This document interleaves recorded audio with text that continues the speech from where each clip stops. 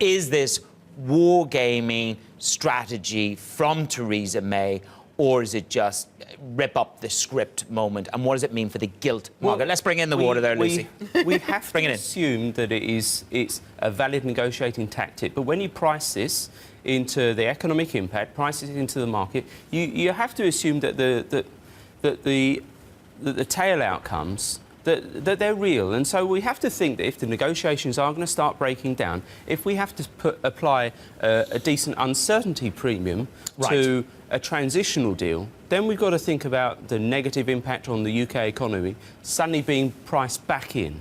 Because I think since the transitional deal was announced, a lot of the business leaders, they were feeling a lot more confident about how the UK economy was going to look. Yes. And that was reflected in some of the data.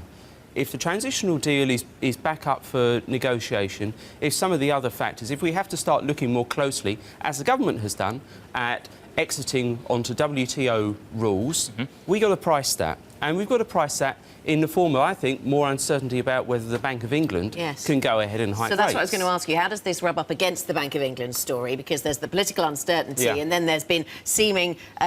not certainty from the Bank of England, but certainly very bold suggestion, very big, firm suggestion about where they're going to head next. But they're not entirely disconnected. So if we see a more of a political crisis, what does that do to the chances of a rate hike? Does it just push it to February, or does it take it off the table? Well, it has a bigger impact in the near term, obviously. So it means that the November 2nd meeting, I think you could take that off the table if the politics was to break down, if these negotiations were to break down. But we're of the view that the economy is not strong enough anyway, just taking into account a benign Brexit outcome, for the Bank of England to hike rates. So I think looking... But would it be a policy mistake? If he goes and raises the 25 basis points in November and we go to crisis point, a crisis in Brexit negotiation, that raises policy misstep probability. It does. It sounds very, Jean-Claude Trichet-like.